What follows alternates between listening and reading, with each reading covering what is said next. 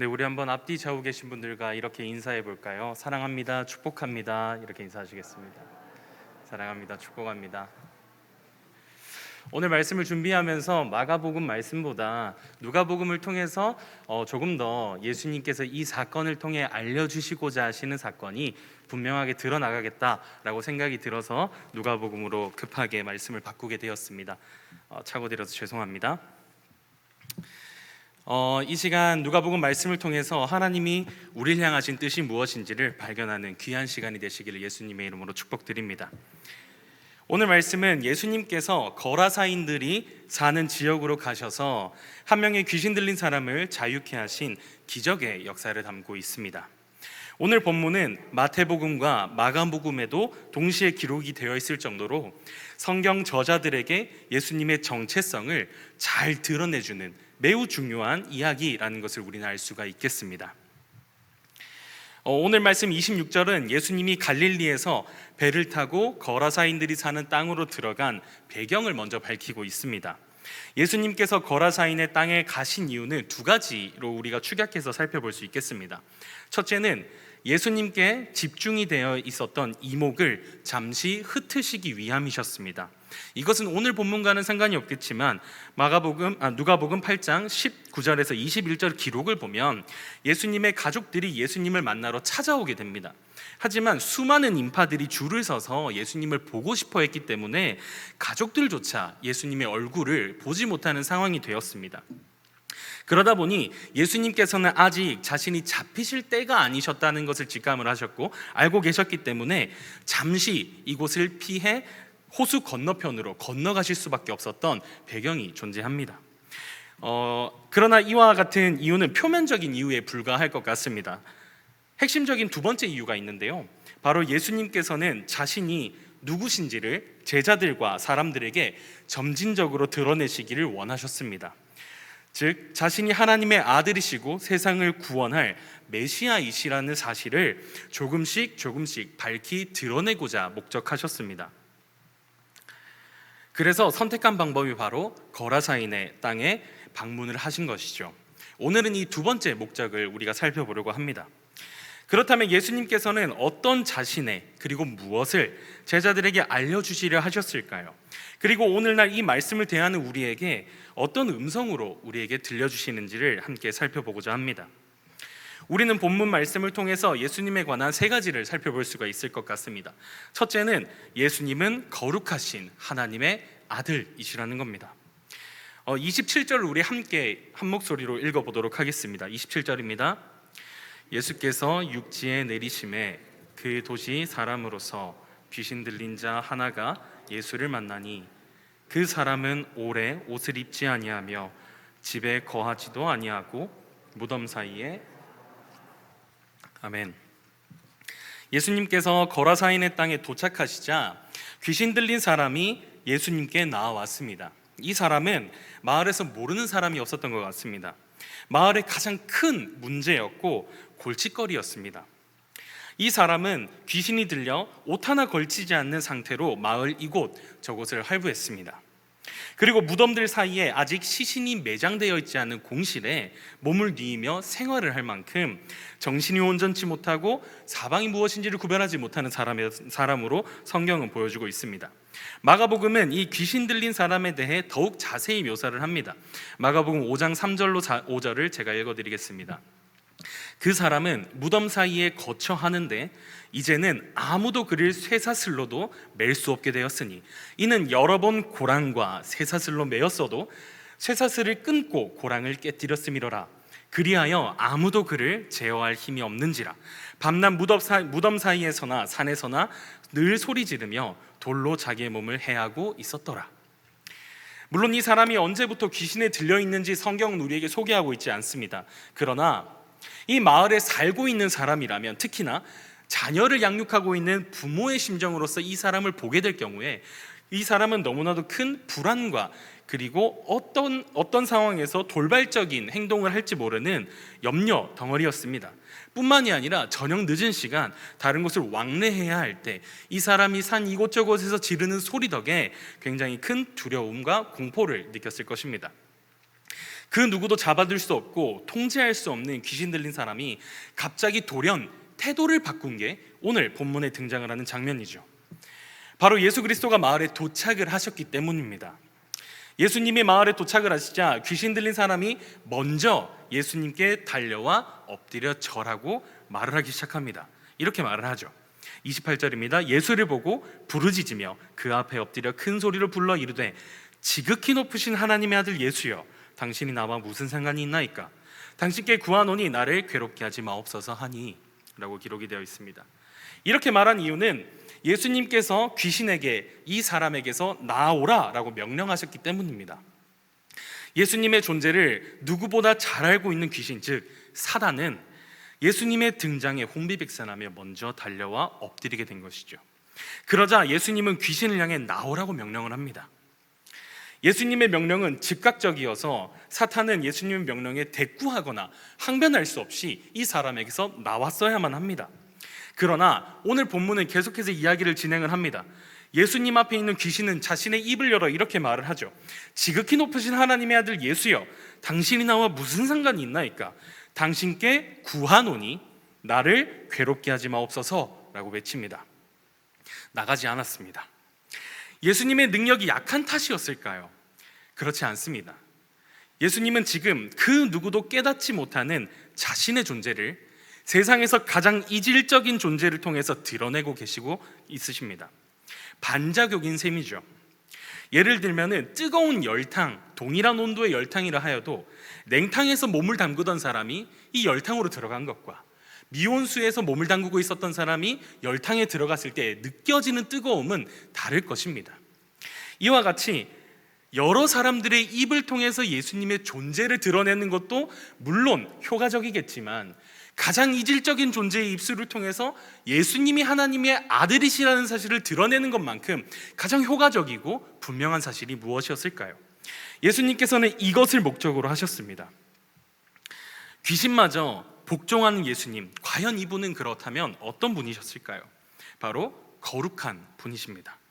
성경은 예수님이 거룩한 분이라고 직접적으로 소개하고 있지는 않습니다. 하지만 예수님의 마을에 도착하심으로 벌어지는 상황을 보면 이 거룩하심이 가지고 있는 능력과 그리고 특징이 고스란히 드러나 있습니다. 거룩함의 본질은 바로 구별이죠. 예수님의 거룩하심은 도덕적, 윤리적 구별이 아니셨습니다. 예수님의 거룩하심은 바로 아버지께서 아들에게 주신 거룩이셨습니다. 때문에 하나님의 거룩하심을 예수님께서는 지니고 계신 것이죠. 하나님의 거룩하심이 거라사인의 땅에 임하자 이 땅에서는 통치의 구별이 이루어지기 시작합니다. 사람을 다스리던 귀신은 예수님의 거룩하심이 등장하자 그 앞에 엎드려 괴롭게 하지 말아달라고 요청할 수밖에 없는 철저한 구분이 이루어지게 된 것이죠. 사탄의 권세와 예수님의 권능이 구별되고 있는 지점입니다. 예수님의 존재가 이 사탄의 입술을 통해서 공공연하게 이제는 드러나게 되었습니다. 예수님은 바로 하나님의 아들이시고 거룩하신 분으로서 우리에게 다가오시게 됩니다. 제자들에게 예수님의 존재가 드러난 것이 아니라 혹은 마을 그 누구의 입술을 통해서 예수님의 존재가 밝혀지신 것이 아니라 어떤 무리의 사람들도 아니라 예수님의 존재는 아이러니하게 예수님을 대적하고 하나님의 권능을 늘 찬탈하려고 하는 사탄에 의해 드러나게 됩니다. 그러나 이 또한 예수님께서 의도하신 것으로서 우리는 믿음으로 받아야 할 것입니다. 사람을 다루시고 세상을 지배하는 존재가 복종하는 것은 그 어떤 증거보다 확실한 증거이기 때문에 예수님께서는 사탄의 입술을 통해 자신의 존재를 드러내고 계신 것입니다. 두 번째는 예수님은 문제를 진단하시고 가장 적절한 해결을 하시는 분이라는 사실입니다. 예수님은 귀신 들린 사람의 문제를 진단하고 해결해 나가십니다. 그러나 단지 귀신을 내쫓는 일 정도의 일이 아니라 더욱 큰 일을 행하십니다. 예수님과 귀신의 짧은 대화는 아이러니한 두 가지 지점이 있습니다. 첫째는 예수님께서 귀신의 이름을 물어보고 계시다는 사실이고요. 둘째는 돼지떼에게로 들어가게 해달라는 귀신의 요청을 허락하셨다는 것입니다. 예수님께서 귀신의 이름을 물어보신 것과 관련해 신학학자에 썼던 플러머라고 하는 사람은 이렇게 기록하고 있습니다. 귀신과 사람의 존재를 구분하시기 위해 귀신의 이름을 물어보신 것과 그 자리에 함께 있는 제자들에게 이 상황이 얼마나 심각한 상황인지 알려주시기 위한 의도셨다라고 기록합니다. 예수님께서는 지금 이 상황과 사태에 대한 진단을 분명히 하십니다. 귀신에 의해 고통받고 있는 사람으로 두 존재를 구별해 나가고 계신 것이죠. 사람의 눈에는 한 사람의 문제로 보였을 것입니다. 하지만 예수님의 시선에서는 죄의 지배를 받고 있는 하나님의 형상의 문제, 즉 죄의 문제로 바라보고 있으셨던 것입니다. 따라서 사람은 하나님의 형상으로서 아름답게 지음받았지만 타락함으로 인하여 죄의 권세 아래 놓여져 있는 이 두 가지의 문제를 동시에 바라보고 계셨다는 것이죠. 따라서 사람은 구원의 대상이지만 귀신, 즉 사탄은 심판의 대상으로 바라보고 계신 것임을 예수님께서는 이름을 물어보심으로 분명히 하고 계신 것입니다. 그리고 지금 이 문제는 단순히 한 사람이 초자연적 존재에게 지배당한 이것에서 그치지 않습니다. 사망의 권세 아래 있는 모든 인류의 상태를 보여주시고자 하셨습니다. 분별하지 못하고 스스로의 상태를 깨닫지도 못하며 끝없이 절망하고 끝없이 갈구하는 참으로 연약하고 비참한 죄인의 모습을 제자들과 사람들에게 그리고 우리에게 보여주시려 하셨습니다. 그리고 이 귀신이 돼지떼에게 들어가도록 하신 것은 마가복음 5장 9절로 귀신이 자신의 이름을 설명하는 것에서부터 시작을 합니다. 마가복음 5장 9절 제가 읽어드리겠습니다. 이에 물으시되 내 이름이 무엇이냐 이르되 내 이름은 군대니 우리가 많음이니이다 하고, 여기서 자신의 이름을 군대라고 밝히고 있습니다. 군대를 뜻하는 단어는 레기온이라고 하는 단어를 사용을 하고 있는데요, 이 단어는 분위기를 형성합니다. 왜냐하면 이 레기온이라는 단어는 훈련된 군인의 집단을 의미하기 때문입니다. 단순히 군대입니다 라고 말을 하면 우리 남성 성도님들께서는 바로 이해가 되시겠지만, 전쟁을 위해 싸울 준비가 되었고 지금 당장이라도 전투를 치를 태세를 하고 있는 군대 집단을 뜻하는 단어가 바로 레기온이라는 단어입니다. 자신의 이름으로서 지금 한 사람이신 예수님 앞에 이 수많은 군대가 당장이라도 예수님과 전쟁을 치를 만한 굉장히 위태롭고 위험한 상황임을 이 한 단어로, 자신의 이름으로 보여주고 있는 것이죠. 하나님을 대적하는 존재일지라도 예수님께서 그 이름을 들추심과 동시에 떠나라고 하는 그 명령에 속수무책으로 엎드리게 됩니다. 그래서 결국 이들은 이렇게 말을 하죠. 무적행에 우리를 들어가게 하지 말아달라고 합니다. 결국 이들은 무적행이 아니라 돼지를 선택해서 예수님께 돼지떼에게 들어갈 수 있도록 요청을 합니다. 무적행은 최후 심판의 날 하나님의 대적들이 영벌에 갇히게 될 곳입니다. 귀신의 입장에서 무적행보다 어딘들 낫지 않은 곳이 있었을까요? 또한 최후의 날이 아직 임하지 않았기 때문에 예수님은 귀신 들린 사람의 구원에 집중하면서 돼지떼에게 군대가 들어가도록 허락하고 계십니다. 돼지떼에 들어간 귀신의 마지막 최후의 모습은 어떻습니까? 바로 죽음입니다. 이로써 귀신의 이 군대의 목적이 발견되게 됩니다. 그것은 바로 생명이 아닌 죽음이었습니다. 예수님의 대처는 지극히 구원을 얻어야 할 한 사람에게 집중되고 있습니다. 갈릴리에서 50여 킬로나 이동을 해야만 하는 이 먼 거리를 이동하셨습니다. 그리고 유대인으로서 약속의 땅이 아니라 이방인의 땅인 거라사 땅에 발걸음을 옮기셨습니다. 거룩한 하나님의 아들이신 분이 부정한 귀신들과 대화하고 있는 것입니다. 또한 유대인이 아닌 사람을 지금 구원하고 계시는 것입니다. 어느 것 하나 예수님의 편에서 이득이 될 만한 것이 우리 눈에는 보여지지 않습니다. 하지만 예수님은 이 한 사람을 구원하시는 일이 곧 하나님의 뜻이라는 것을 너무도 잘 알고 계셨습니다. 예수님은 사람들의 시선을 아랑곳하지 않으셨습니다. 부정한 땅에 발을 붙이는 일에 서슴지 않으셨습니다. 모두가 멸시하고 멀리하는 사람이 자신에게 달려올 때 도망치지도 않으셨고 멀리하지도 않으셨습니다. 귀신에 매어 고통받는 자를 구원하려는 하나님의 뜻을 성취하는 것이 예수님 자신의 사명이신 줄 너무나도 잘 알고 계셨기에 본인이 대접받고 존경받는 일보다 한 영혼이 고통받고 괴로움에 처해 있는 것을 구원하는 게 가장 큰 하나님의 기쁨이시라는 사실을 너무도 잘 알고 계셨던 것이죠. 예수님은 우리에게 가장 완벽하고 그리고 유일한 대안을 제시해 주시는 분이십니다. 예수님은 우리 각 사람을 집중하여 바라보고 계십니다. 우리가 어떤 모습과 마음으로 살고 있든 하나님은 우리의 외면뿐만이 아니라 내면의 깊은 곳까지 속속들이 바라보고 계십니다. 거룩하신 하나님 앞에 우리는 군대 귀신처럼 달려와 엎드려 그저 최악만은 면하여 주시기를 바랄 수밖에 없을 것입니다. 그러나 참으로 감사한 것은 그런 우리를 위해서 하나님의 아들이 우리를 대신해 하나님께 먼저 버림바 되셨습니다.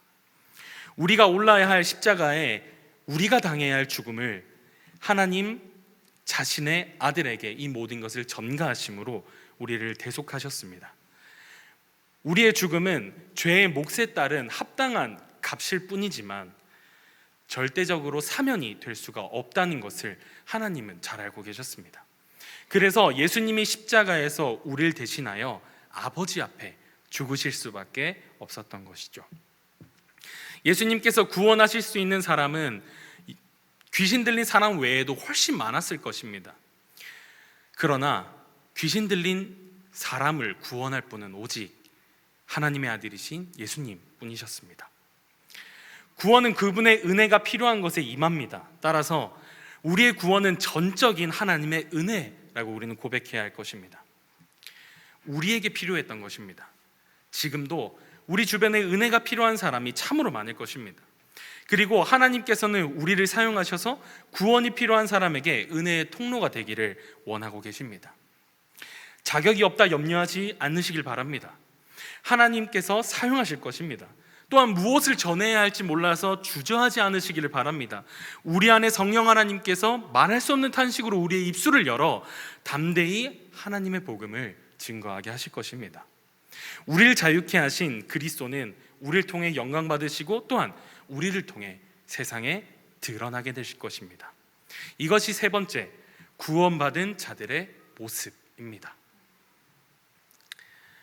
예수님께서는 귀신 들린 사람이 구원을 얻은 후 모습을 계속해서 우리에게 보여주고 계십니다. 거듭난 생명은 새로운 자아상을 가지고 새로운 사명과 소명을 가지고 세상을 살아가게 됩니다. 이 사명은 하나님이 첫사람을 창조하실 때 기대하고 소망하셨던 일입니다. 그것이 무엇일까요? 바로 전능하신 하나님을 드러내는 삶입니다. 우리 함께 누가복음 8장 34절과 35절 한 목소리를 읽도록 하겠습니다. 치던 자들이 그 이루어진 일을 보고 도망하여 성내와 마을에 알리니 사람들이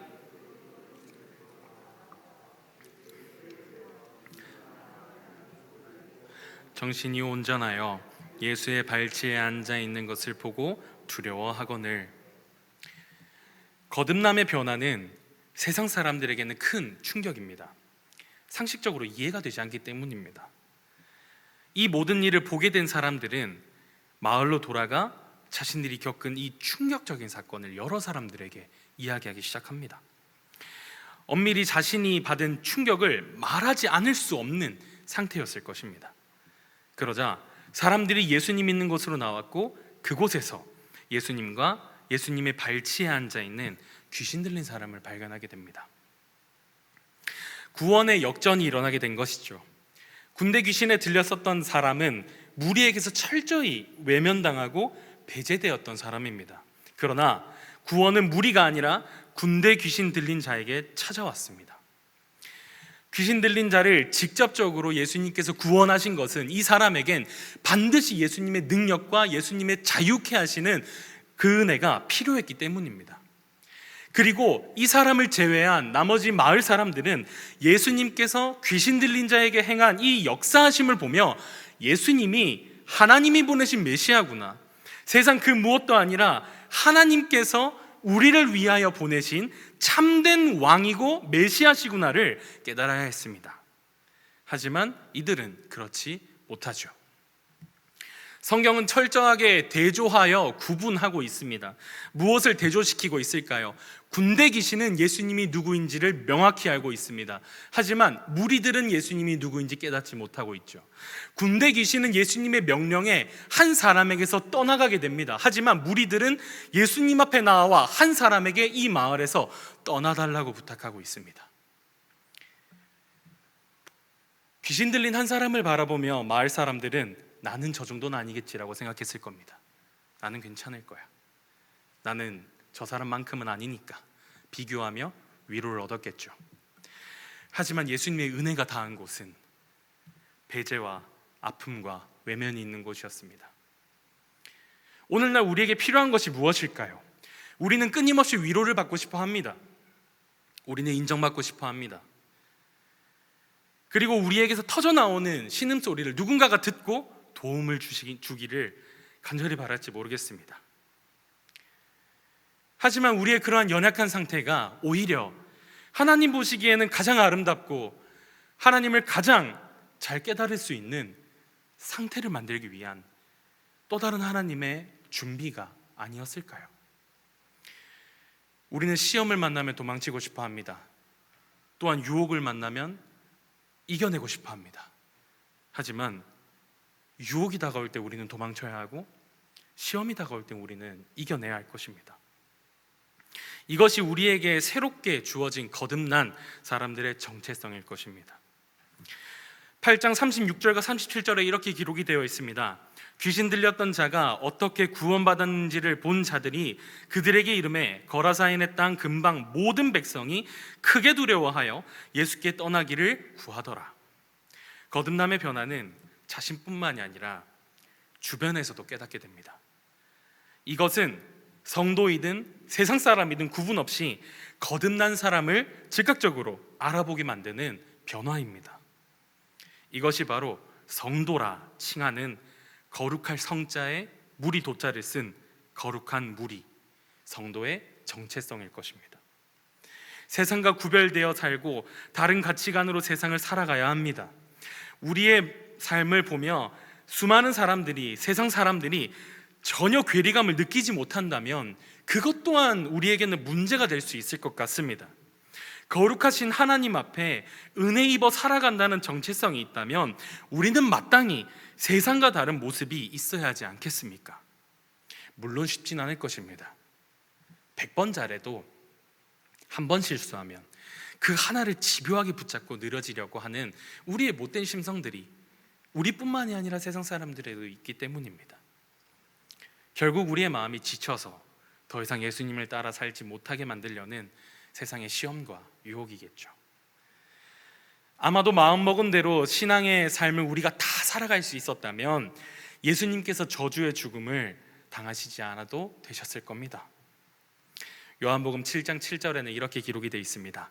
세상이 너희를 미워하지 아니하되 나를 미워하나니 이는 내가 세상의 일들을 악하다고 증언함이라.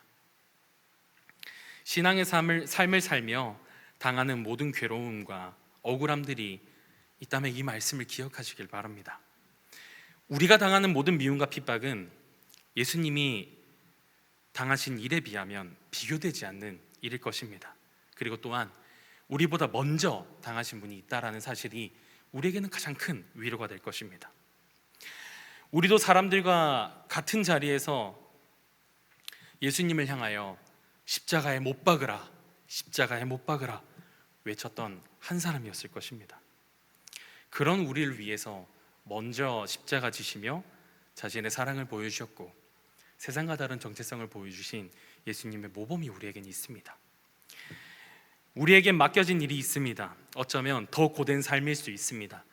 지금까지 실수를 만회하며 더 잘 살아야 하고 더 청렴하기 위해 노력하고 애써야 할지도 모르겠습니다. 포기하고 싶을 때가 많겠지만 그래야 세상이 우리를 바라보며 다른 가치를 발견하기 시작할 것입니다. 그리고 우리를 통해 하나님의 사랑을 비로소 발견하게 될 것입니다. 우리 마지막으로 39절의 말씀을 함께 읽도록 하겠습니다. 39절입니다. 집으로 돌아가 하나님이 내게 어떻게 큰 일을 행하셨는지를 말하라 하시니 그가 가서 예수께서 자기에게 어떻게 큰 일을 행하셨는지를 온 성내에 전파하니라. 아멘. 말씀을 맺겠습니다. 오늘 우리는 예수님께서 거라사인들의 땅에 들어서셨고 그곳에서 베푸신 기적의 역사를 함께 바라보았습니다. 우리에게 보여지는 장면은 예수님이 귀신 들린 자에게서 귀신을 쫓아내신 일과 사람들에게서 떠나 주십시오 라고 하는 부탁을 받는 장면 정도로밖에 보이지 않을 수 있겠습니다. 하지만 예수님께서 우리에게 알려주고 싶으셨던 사실은 거룩하신 예수님이 함께하는 곳은 그곳에서 철저히 구별이 이루어지고 그 구분과 구별은 세상 사람들이 깨닫게 된다는 것입니다. 바라기는 우리의 마음 가운데 진정한 변화가 있기를 원합니다.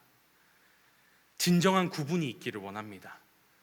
사람들이 우리를 향하여 바라볼 때 교회 다니는 사람이 별게 없네, 교회 다니는 사람이 우리와 다르지 않네 라고 하는 말을 들으면 우리 주님께서 얼마나 속상하실지 모르겠습니다.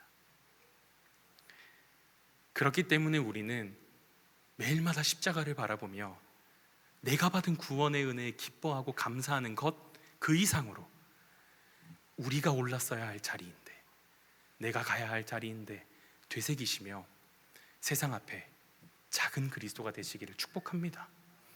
그것을 통하여 세상은 변화될 겁니다. 우리를 만나는 사람들은 변화될 것이고 우리의 직장이 변화되고 우리의 가정이 변화되고 우리의 자녀가 변화될 것입니다.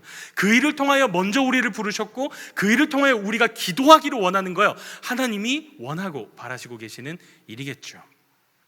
매일을 살아가는 우리 성도님들에게 이러한 하나님의 은혜가 있기를 소망하고 우리가 살아가는 모든 순간들 속에서 그리스도의 향기가 되시기를 예수님의 이름으로 축복드립니다.